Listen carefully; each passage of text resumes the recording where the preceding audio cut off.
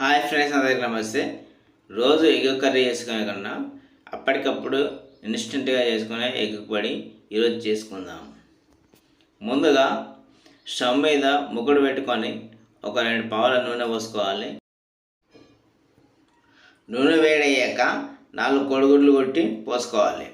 అందులో రుచికి సరిపడా కారం వేసుకోవాలి, రుచికి సరిపడా ఉప్పు వేసుకోవాలి.